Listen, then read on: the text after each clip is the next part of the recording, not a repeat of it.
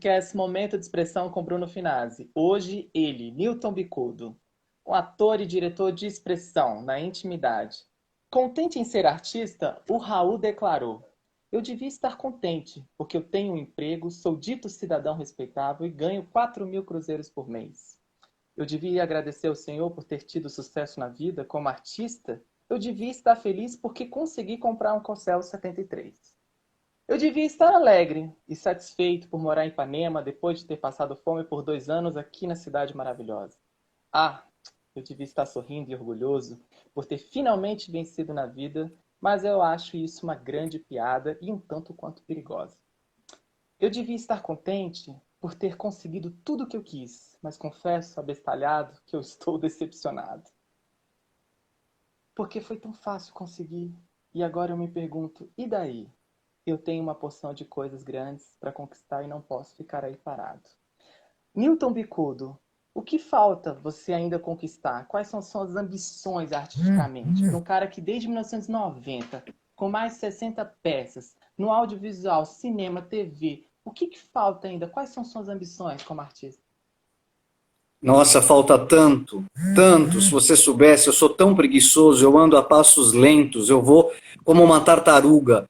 Eu não sou ambicioso, eu tenho mil defeitos em relação à condução da minha carreira de ator, a minha vida artística. Então, eu sou uma pessoa super preguiçosa, super lenta, muito introspectivo, muito caseiro, muito paulistano, muito solitário. Então falta muito, muito para eu conquistar. Falta muita interação com o mundo, com a classe, faltam muitas peças, faltam comédias que eu amo fazer no cinema, falta muita expressão ainda para eu poder me sentir satisfeito. Newton, Eu acho que. quando você começou Desculpa. sua... Desculpa eu, quando você começou sua manifestação artística, seu maior ensejo era o quê? Você, por exemplo, eu li para você o Ouro de Tolo. Como você, a gente sabe que na nossa classe artística tem essa deficiência do artista e a monetização, né? E como é que é você, a sua relação com o Ouro de Tolo, com o Viu Metal? O que ele te seduz? Ótima Você pergunta. fecha, Antes de. você fecha, pode Fala. falar. Não, eu queria Não, saber a sua desculpe. relação com ele, sua relação com ele. Eu vou te falar. Ótima pergunta, adorei essa pergunta. Eu penso nisso todos os dias, nas minhas caminhadas de manhã. Antes, eu queria agradecer a Delores, que é uma artista maravilhosa, que eu tive o prazer de conhecer há mais ou menos um ano, com quem eu trabalhei durante todo o ano passado na pandemia. Hoje mesmo indiquei ela para um trabalho incrível que eu espero que dê certo. Delores, estamos juntos sempre. Bom, a minha relação é uma relação muito de amor e ódio, porque com a questão da grana. Porque, primeiro, assim, eu tenho um lado muito comunista, apesar de não parecer. Eu tenho um lado muito de um cara muito que gosta que as coisas sejam muito bem divididas e que cada um ganhe o justo, nem mais e nem menos. Que a gente não tenha super salários, que a gente seja assalariado, que a gente seja pago pelo nosso trabalho com dignidade, mas que todos possam ganhar, que o maior número de pessoas possa estar incluída e contratada. Então, nesse ponto, eu sou super comunista. Então, eu sou um pouco assim, avesso à riqueza. Eu não gosto de muito luxo, eu tenho aflição, quando eu vou para uma. Eu já teve momentos na minha vida em que eu viajei convidado em casas muito luxuosas, isso me angustia, eu não sei lidar com muito luxo, com gente de muito dinheiro, eu tenho até um pouco de preconceito com gente muito rica. É ridículo falar isso, mas eu sempre tive.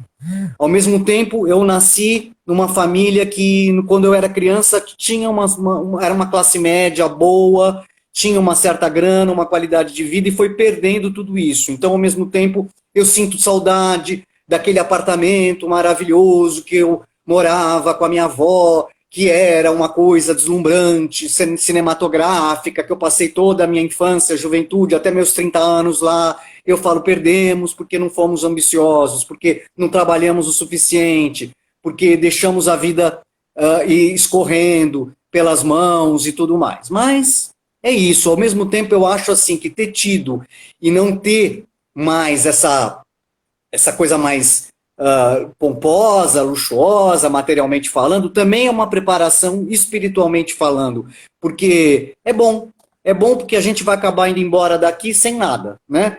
Então eu confio que os meus sobrinhos estão bem criados, eu tenho 3 sobrinhos, são as minhas paixões, as razões da minha vida, e que eles vão saber fazer a vida deles e vão não precisar viver de herança, que não vão ter, e vão saber tocar a vida deles. Então, a minha relação com o dinheiro é assim. Eu acho que a gente tem que ter o estritamente necessário para viver e não esbanjar nunca. Minha avó dizia uma coisa que eu adorava, um ditado dela: dinheiro não aceita desaforo. E é verdade, a gente não pode esbanjar, a gente não pode, a gente tem que ser seguro, o artista tem que aprender desde sempre a ser econômico, porque é muito difícil ganhar um dinheiro como artista, é tudo muito batalhado, suado, então a gente tem que ter sempre uma noção de economia muito aguçada. É essa a minha relação com o dinheiro, nem mais nem menos.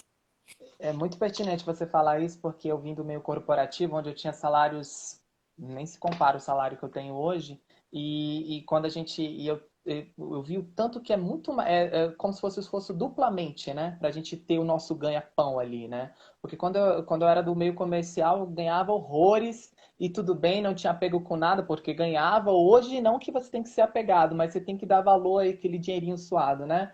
Newton, mas quando você menciona ali da sua família e dessa sua, quando artisticamente, eles foram seu principal incentivador? Então você veio de uma família abastada, né? Você veio de uma família Não. abastada. A minha família foi uma família que, quando eu era criança, teve uma situação melhor, né? Teve uma situação de uma classe média boa. Não vou dizer uma classe média alta, uma classe média boa. A gente tinha dinheiro, não precisava correr tanto atrás, morávamos num lugar muito bonito. Então, isso foi se perdendo ao longo do tempo.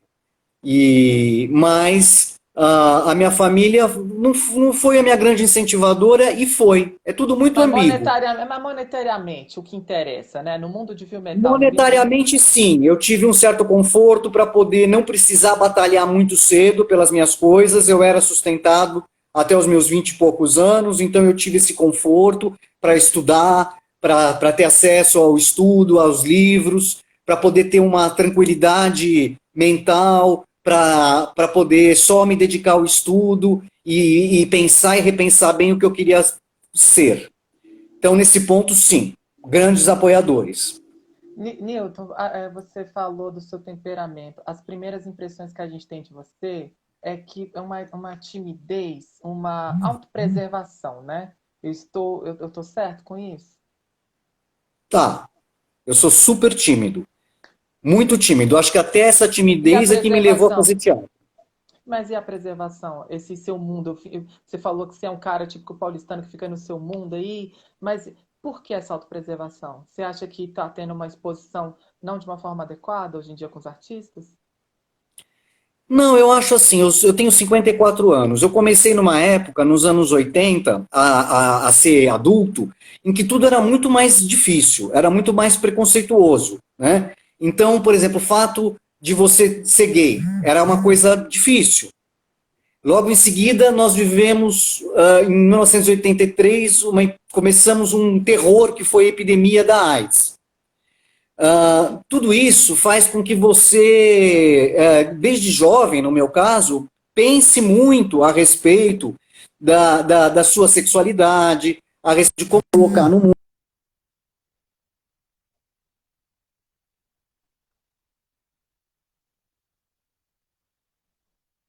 Newton, deu uma travada. Você está me ouvindo? Deu uma travada aqui para mim.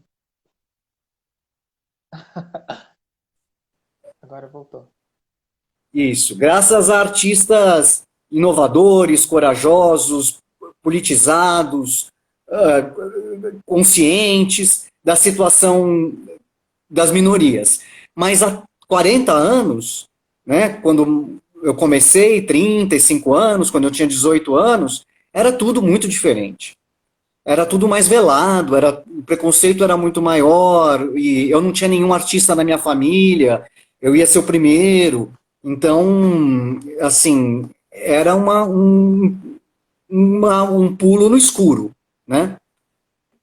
Então eu sempre fui mais retraído mesmo com a minha vida pessoal, sempre fui de me expor menos, relutei muito para entrar em redes sociais, demorei muito para ter Facebook, demorei muito para ter Instagram, não sabia lidar com isso, não sei muito ainda hoje em dia, mas aí eu fui ficando mais cara de pau, o teatro vai dando uma cara de pau pra gente, eu fui ficando mais calejado na lida, e aí mais corajoso também. Ô moço cara de pau, ô moço sem vergonha, fala uma coisa pra mim. Esse seu temperamento de autopreservação também esconde algo muito forte ali, não tem? Você tem uma personalidade forte, Nilton. Você se impõe muito bem, você se coloca muito bem. Como você dá cúspide aí, você é um leonino, mas você dá uma cúspide de virginiano, então você pega muito de virgem e você é muito assertivo nas suas colocações. E como é que funciona esse seu temperamento na famosa comunhão de Stanislavski? A gente vê, falo isso porque a Fernanda Montenegro fala que carregar um hospício quando ela tem que dirigir uma peça, quando ela fazia uma peça, e essa loucura e as relações no teatro são muito promíscuas, né? Como é que é esse seu temperamento, você nessa comunhão, nessa egrégora para fazer o todo acontecer? Olha, Bruno, eu fui me domando, né? Quando eu comecei, como eu disse, eu era muito tímido, eu mais ouvia do que falava, que eu acho que é como a gente começa, né? A gente começa ouvindo, sendo assistente, eu fui muito assistente de direção, de grandes diretores que eu admirava. Então eu fui começando mais ouvindo, mais timidamente, para aprender, para ir aprendendo. Depois de 15 anos de psicanálise, eu fui ficando um pouco mais verdadeiro no sentido de deixar vir à tona essa minha personalidade que você bem captou. Eu tenho uma personalidade forte que eu nem gostaria de ter, porque no palco ela funciona. No palco eu dou vazão a essa loucura, esse conflito que eu sinto, a essa contradição que eu sinto em mim. Só que na vida é mais difícil, né? É mais difícil. Newton, você é muito inteligente, muito mais para mastigar, para ficar bem mastigado para todo mundo. Essa contradição, você fala o quê? O que que é? O que que são essas brigas que tem dentro desses Newtons que habitam em você? Muitas. Bom, deixa eu dar um beijo na Helena Black oficial. Querida, maravilhosa, que trabalho lindo que ela tem. Obrigado por entrar aqui, viu? Obrigado, minha querida, sou muito teu fã. Ah, Bruno, uma das contradições, por exemplo, eu sou muito avesso à publicidade. Isso já é uma contradição em ser ator. Porque a gente Eu precisa tenho ganhar dinheiro. muita vergonha de aparecer. Isso já é uma grande contradição, né? Eu tenho um temperamento, às vezes, briguento. Ao mesmo tempo, eu sou super amoroso. Então, eu acho que todo mundo é assim. As personagens que a gente representa na vida são feitas de contra-vontade, vontade e contra-vontade. A gente quer e não quer. A gente vai e tem medo. A gente deseja, mas tem receio. É tudo feito disso, de vontade contra vontade. Então, nesse sentido que a gente vai aprendendo com o teatro, por isso que o teatro, para mim, foi uma boa opção, teriam outras. Eu também gostaria de ter sido psicólogo, eu gostaria de ter sido um bom psicanalista, eu gostaria de ter sido um bom juiz de direito, que eu acho que cabe também a minha personalidade nessas profissões, um jurista, um pensador de lei, de legislação, de normativa social, também seria bom para mim. Então, assim, na verdade, uma das opções foi o teatro, mas o teatro é uma boa opção para você jogar a turbulência emocional que todos nós temos dentro de nós. É a Né? verdadeira Então, igreja, né? Mas, Newton, quando falando do teatro em específico, você, por exemplo, você é um cara, como é que você doma isso? Você é um cara que faz muito bem, executa, tem muita técnica, embora você tenha muita coisa intuitiva também, porque você é um artista nato, mas você tem muita técnica. Como você prevalece, você, só pelos poucos minutos de conversa, dá pra ver o tanto que você é impositivo. Você predomina a sua vontade ali em cena com seus amigos no teatro? Como é que é verdadeiramente, falar igual Clodovil, na lente da verdade, como é que é aqui sua relação com essas pessoas? é boa, porque no teatro isso é possível.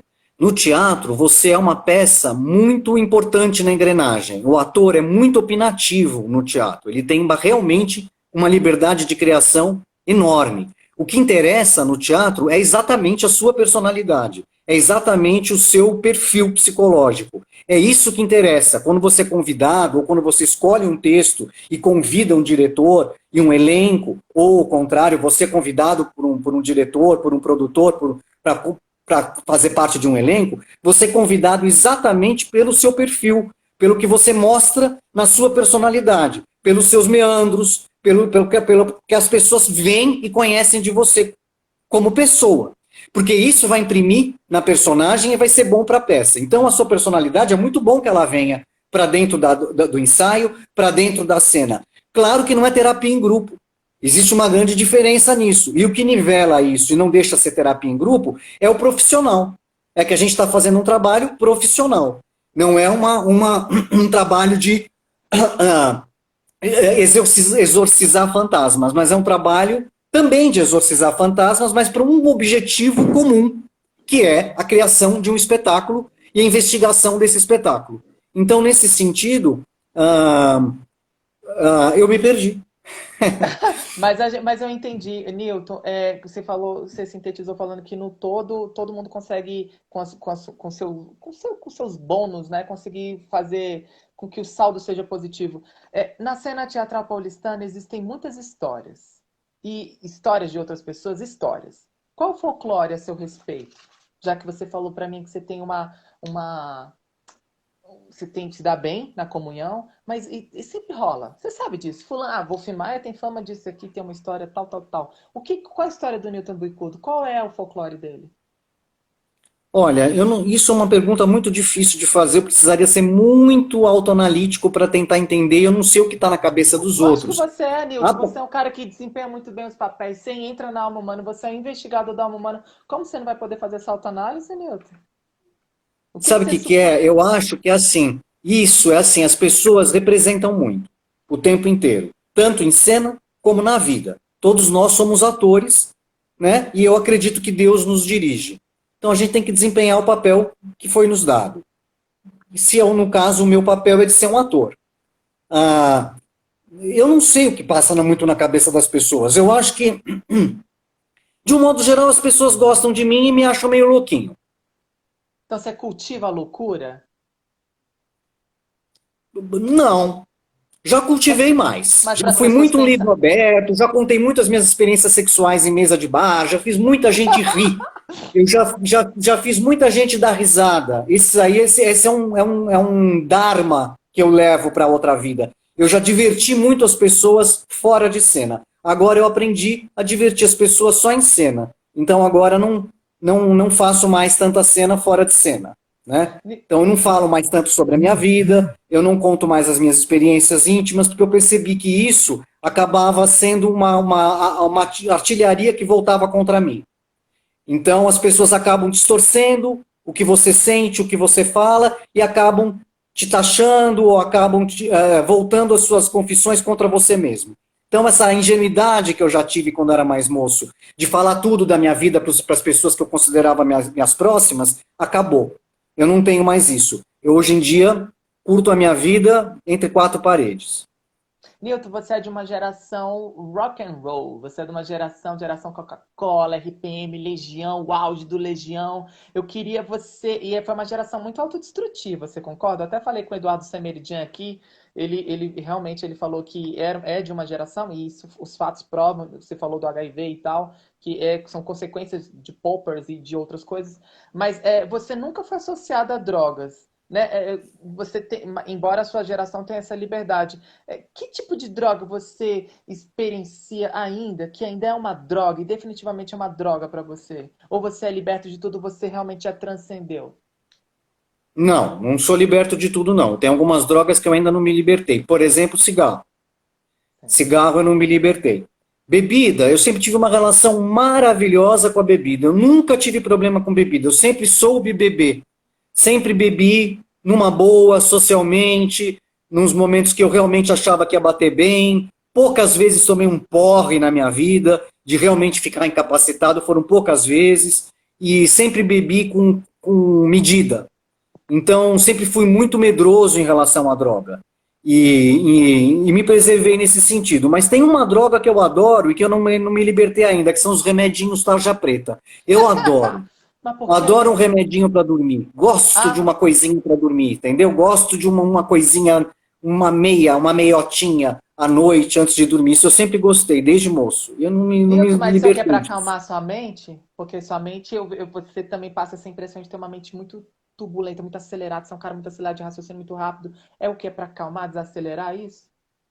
É, eu devia meditar, que é mais saudável, mais barato, não é? Mas eu gosto de um remedinho, entendeu?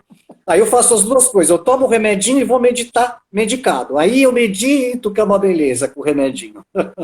Ô, Nilton, você acha que o artista precisa experimentar droga para poder se tornar melhor? Eu falo isso para você que eu usei drogas durante, acho que uns 3 anos da minha vida e foi necessário, foi super, assim, não era tão necessário, mas foi o saldo, eu consegui tirar o saldo positivo disso e entender que eu não sou zero droga, cocaína não faz minha cabeça, nada faz minha cabeça.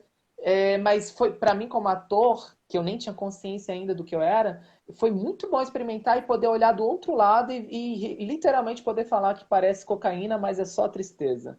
E você acha que o ator precisa disso, experienciar essas coisas? Não, eu não acho. Eu não acho que precise, nem. Pelo contrário, um ator tem que ser mais parecido com um atleta. Quanto mais ele tiver o corpo, a voz, a memória, o fôlego, a respiração, o controle para cantar, dançar e representar bem, melhor.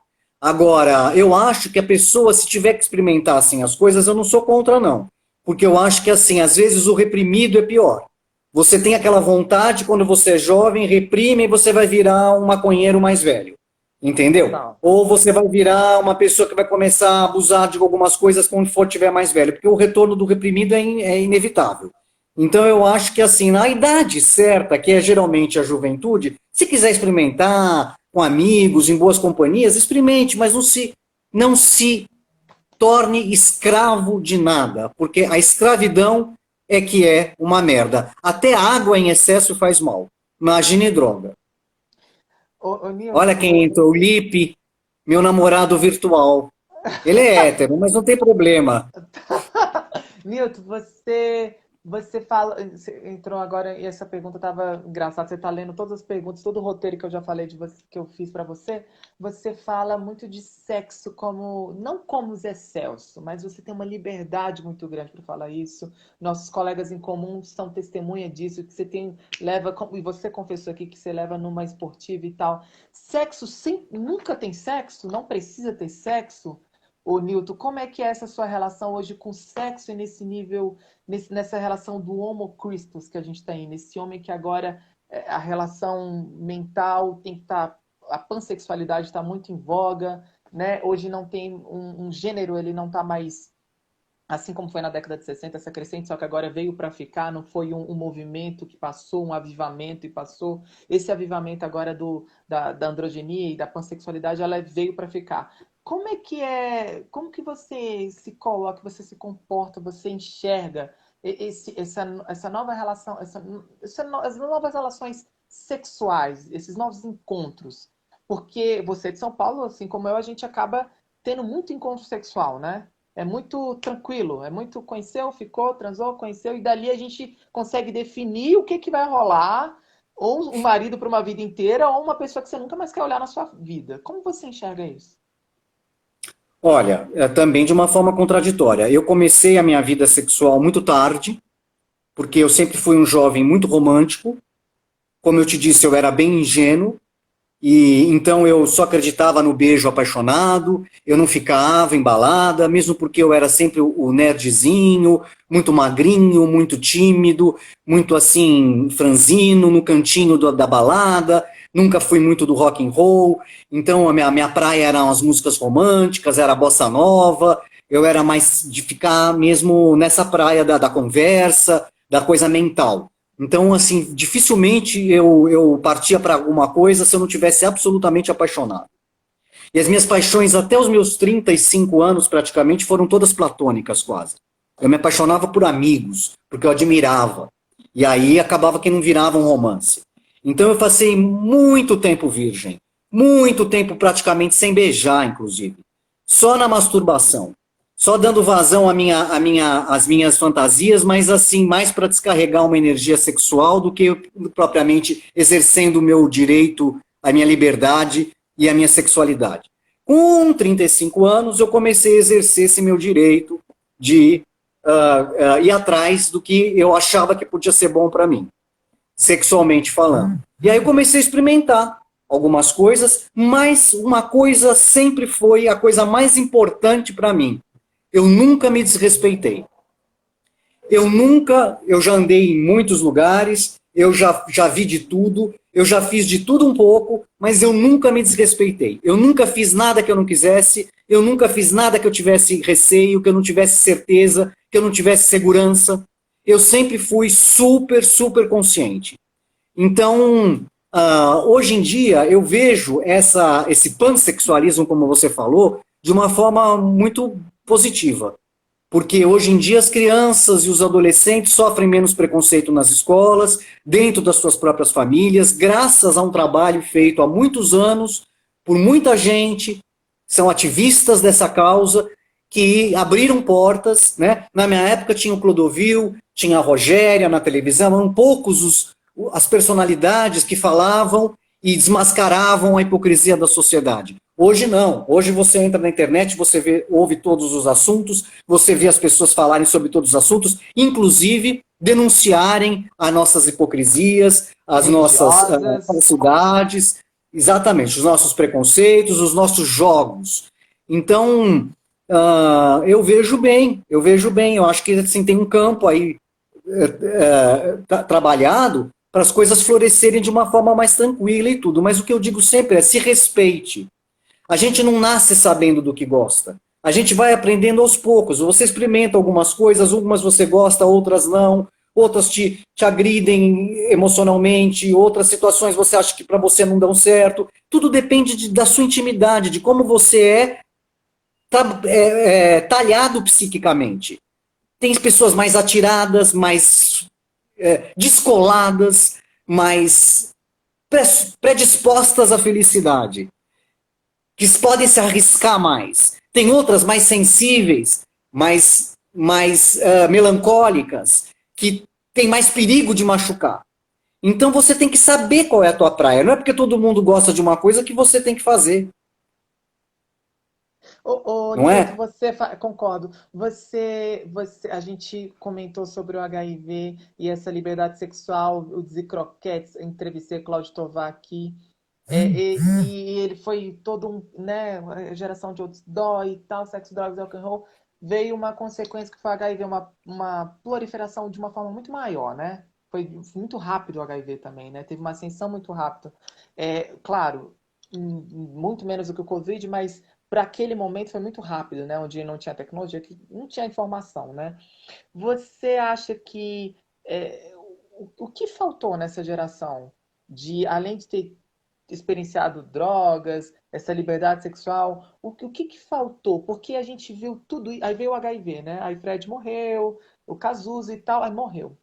Esses pais dessa geração HIV, parece que você tem quase mais ou menos a idade da minha mãe, e ela se encaretou, né? E hoje se polarizou de uma coisa judaico-cristã, de uma ideologia judaico-cristã, se polarizou de uma posição extremada tão careta que não consegue encontrar seu equilíbrio, entende? Por outro lado, a gente vê, assim como no BBB, essa que está sendo em voga agora, essa polarização do ativismo e da liberdade de uma coisa raivosa, ou seja, que só muda de lado, mas seria a mesma ideologia. Como você vê isso, o Nilton? Você que ainda presenciou, embora você é novo, né? Você é um broto, mas você presenciou, você viu muitas coisas, né? Você já passou o quê? 2 gerações. Você tem história para contar sobre isso, seu olhar sobre isso, entende? Testemunhal. Olha, como eu te disse, a minha olhar sobre isso foi sempre muito mais de observação e de procurar informação, mas eu não tinha, assim, eu não era atirado na vida. Mas Eu você era viu de perto, recolhido. Newton? Newton, você viu de perto, você viu amigo seu de perto. Você imagina os artistas daquela época, você viu o Sim, tanto de Dizzy Croquettes, o tanto do Dizzy que morreu com HIV? Você entende? sim. Quantos que eles foram, caras incríveis. Eu queria que você falasse, porque você viu de perto, não você vivenciou, mas você viu de perto ali, da sua galera, era dos seus rolês, posso dizer assim. Como é que você vê isso? Onde foi errado? E sim, essa polarização, como para ter assumido essa polarização tão careta, cara?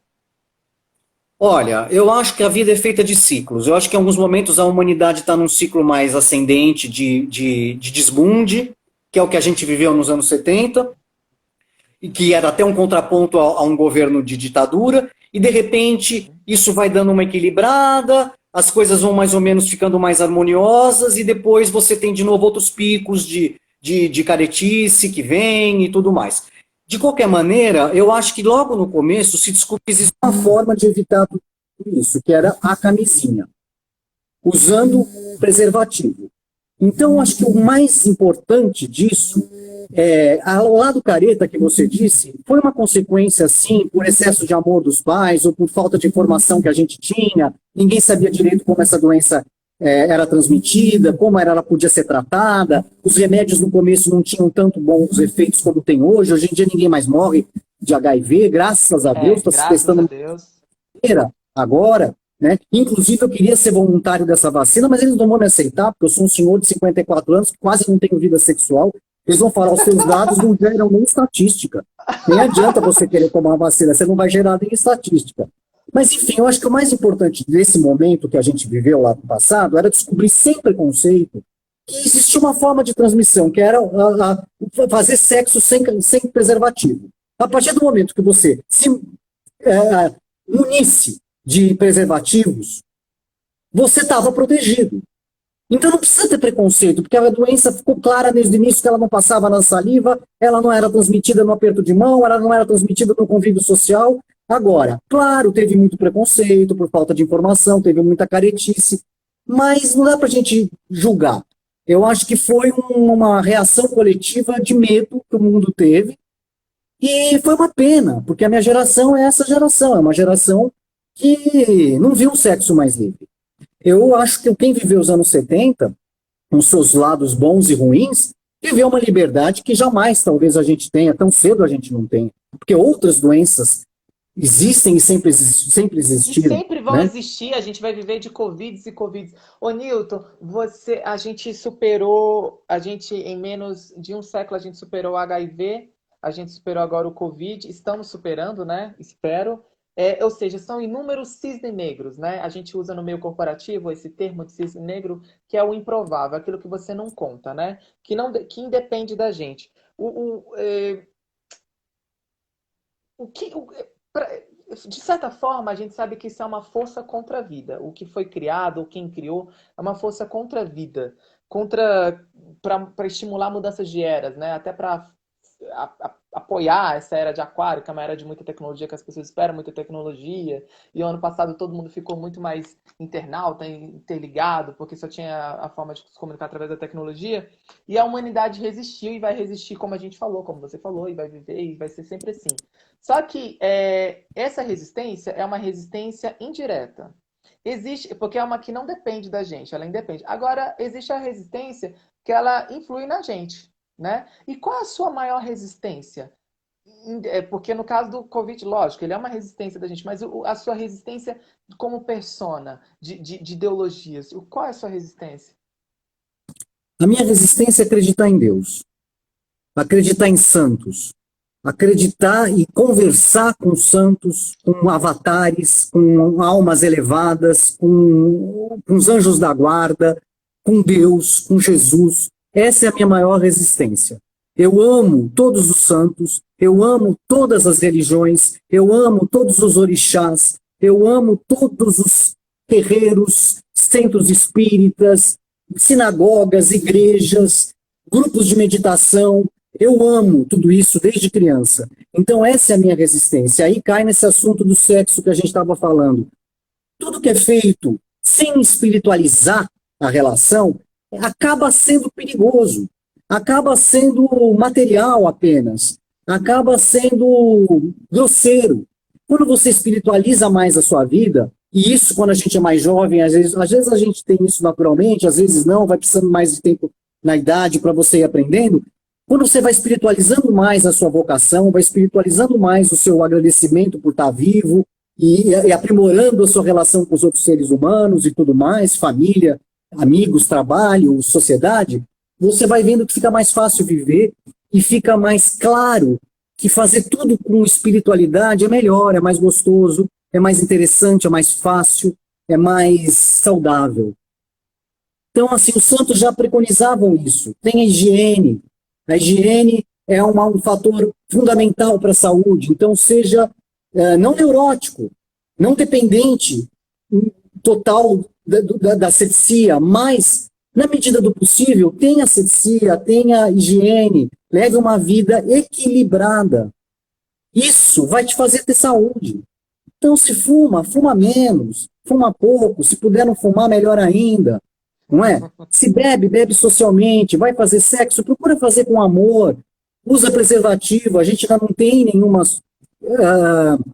solução ainda para HIV, nem para hepatites, nem para gonorreia, nem para sífilis, tem várias doenças que se transmitem sexualmente. Então, a melhor coisa para você levar a vida bem é ter equilíbrio e fazer tudo com racionalidade e com espiritualidade, buscando o melhor para quem está com você, que isso vai te trazer também o melhor.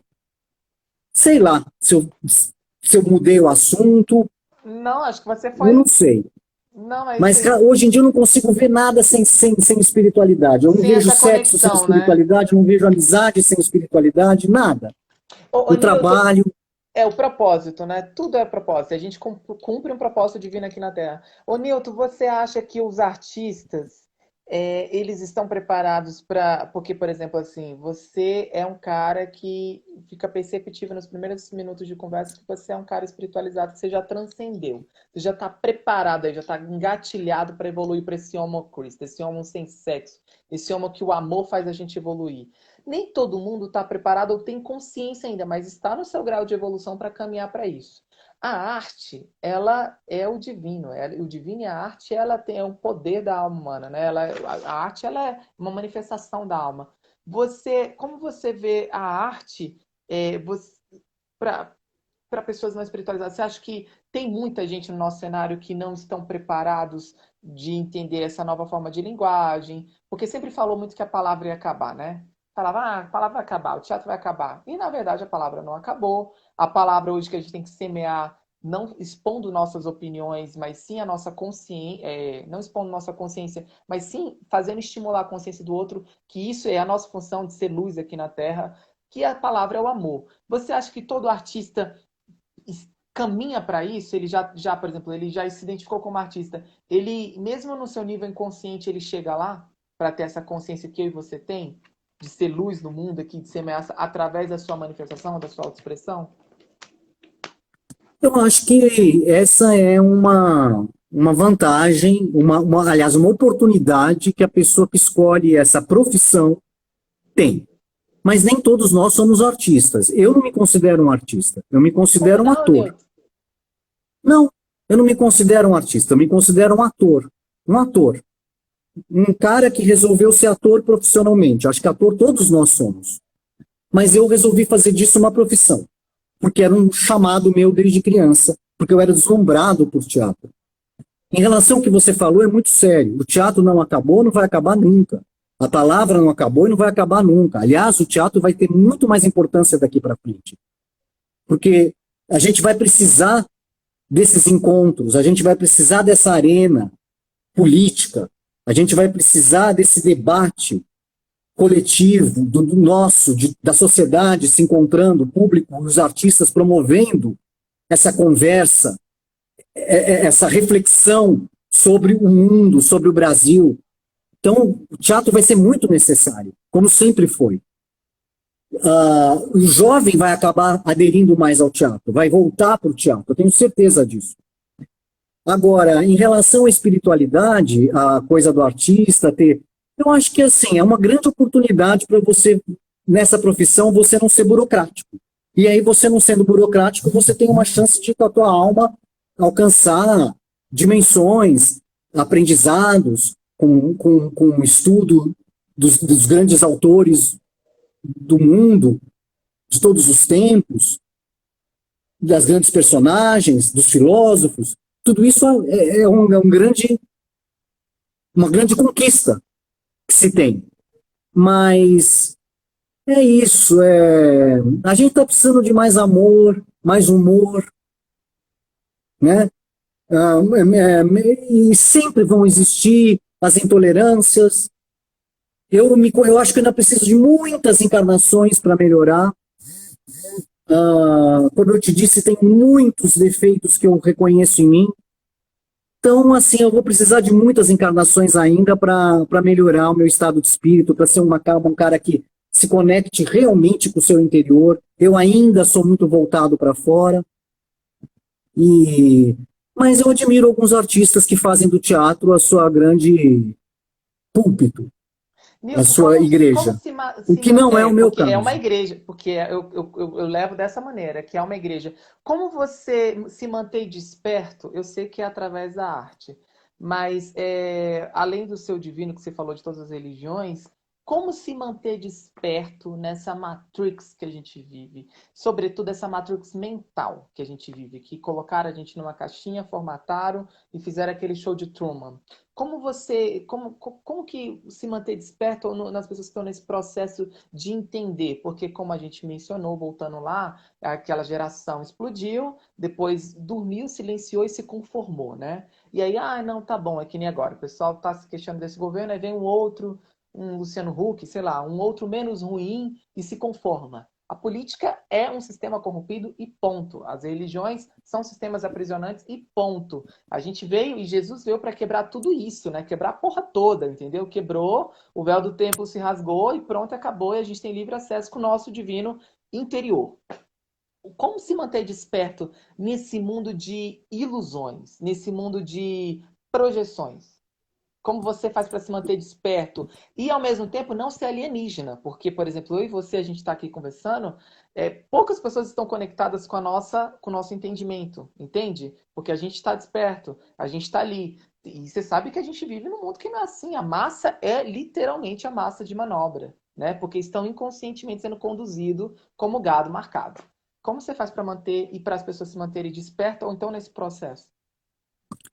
Olha, eu acho que você falou a palavra-chave, desperto. A gente tem que despertar. A gente tem que entender que a vida é um sonho. E que, a gente tem, às vezes ela parece difícil, às vezes ela tem momentos em que ela parece chata, complicada, cheia de entraves, mas é um sonho. É como você está tendo um pesadelo e acordar e ter aquele alívio, que aquilo era só um pesadelo, que nada daquilo realmente aconteceu. Então, acho que na vida a gente tem que se manter desperto em Deus. A gente tem que se manter desperto fora do plano da ilusão material. É muito difícil, eu não tenho isso. Ao mesmo tempo, você não pode ser alienado, como você falou, ainda mais um ator. Então, você tem que ver todos os jornais, você tem que saber tudo o que está acontecendo no Brasil e no mundo. Só tem notícias difíceis, pesadas, né? A gente é bombardeado o tempo todo por notícias pesadas. Fábio, ai Fábio, eu hei de te conhecer, olha, eu hei de te conhecer. Enfim, então assim, eu acho que assim, é você transitar pelo mundo sem ser do mundo. É saber que você está num sonho. E que a qualquer momento você pode acordar.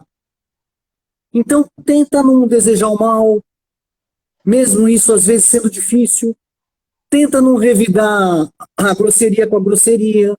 Tenta ser mais crístico, mais cristão, ter a consciência crística. E saber que essa vida é um sonho. E que quando a gente morrer, a gente vai acordar. Então, é nisso que eu acredito. Ao mesmo tempo, já que você está aqui, você tem que fazer o seu papel o melhor possível. Então, mantenha-se informado, tenta não ser grosseiro com a família, tenta não ser indiferente com os amigos, Tenta ser uma pessoa melhor a cada dia, faça uma autoanálise toda noite antes de dormir para ver se você cometeu os mesmos erros de sempre, ou se você deu uma pequena melhorada. Tenta ser mais paciente, tenta meditar. E o tempo todo que você estiver trabalhando, beijando, amando, transando, sofrendo, na internet, no teatro, em casa, pense em Deus. Pensa que isso você tem que fazer da melhor maneira possível para Deus. É o seu papel na Terra. É o seu papel nesta vida. Acredito que nós temos muitas, que nós somos almas imortais e que nós temos muita evolução. Que a Terra é um lugar sujo. Acredito piamente nisso. Então todos nós que estamos aqui não somos flores que se cheiram. Nós estamos aqui em processo de evolução. Alguns conseguem. Agora, o santo é o pecador que não desistiu. Esse é o santo. Então, assim, vamos continuar. Somos pecadores, mas não vamos desistir de melhorar. Mas quando a pessoa, isso é muito legal você falar, é muito capcioso, porque quando a pessoa ela encontra o seu santo, ou vamos falar uma religião, a pessoa entra numa religião, é uma porta, né? Seja no grau de consciência que a pessoa está. O importante é você não se perpetuar com seus dogmas, com as suas liturgias, com seus rituais, porque afinal a gente precisa de ritual, né? Embora nós, atores, artistas, temos alguns rituais para as coisas acontecerem, mas para o divino não, né? Ele age, ele fala como ele quer, ele transcende de uma forma única, né? Newton, para a gente fechar essa delícia que é conversar com você, eu tinha separado ela como uma das primeiras, mas como foi conduzido para outra forma, onde as pessoas são mais rasas? No teatro, no audiovisual ou em São Paulo? Desculpa, eu não ouvi direito. Tá. Onde as pessoas são mais rasas? No teatro, no audiovisual ou em São Paulo? Mais rápidas? Rasas. Não se Rasas? aprofundar em relações. Isso. Em São Paulo não é, no teatro não é, então é na televisão. Por quê? Porque é mais raso. Porque Todo é mundo é uma maravilhoso. indústria e... Hã? Todo mundo é maravilhoso, todo mundo é lindo, todo mundo é isso, é aquilo. É isso? Todo mundo é famoso, todo mundo é feliz, todo mundo eu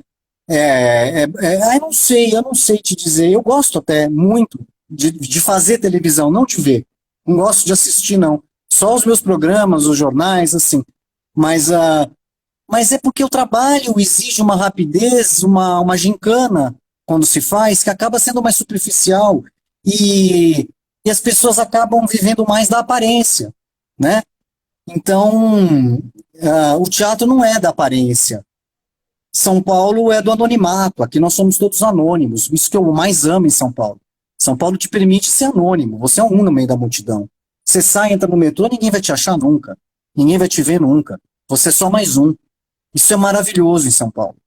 É uma metrópole, realmente. Você falou que não é raso em São Paulo, então existe Amor em SP.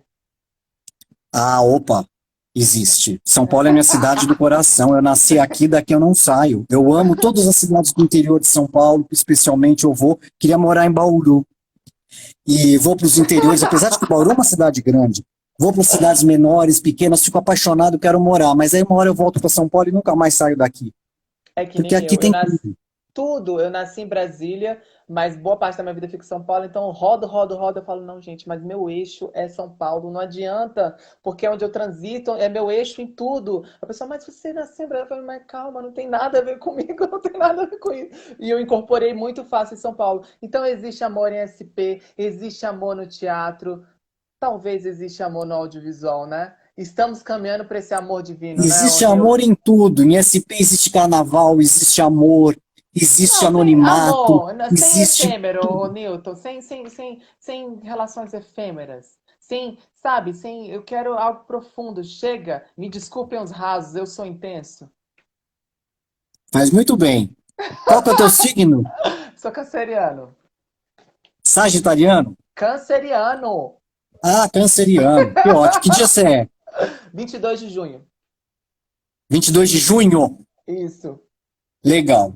Com uma lua em escorpião. Newton, muito obrigado. Vamos caminhar para esse amor divino, esse amor em comunhão, essa egrégora que a gente está aqui. A gente está conectado não só virtualmente, porque essa conexão não existe, você sabe muito bem. A conexão ela é real, é o touch my body, não é nada disso. Muito obrigado pela sua generosidade, por ser tão. Você, para mim, eu já te via tão grande, eu te vejo muito maior, não só por você ter topado essa entrevista, mas por estar nivelando comigo, um cara tão grande, tão maior que você é, viu? Muito obrigado a você, Bruno. Adorei a tua entrevista, super inteligente, instigante. Muito obrigado, me fez pensar muitas coisas. Obrigado, querido, pela Um beijo, oportunidade. gente. Muito obrigado. Beijo a todos os fãs do Newton aí. Eu tentei, ralei para fazer o melhor roteiro porque ele merece, viu? Um beijo, Muito gente. obrigado, adorei. Beijo.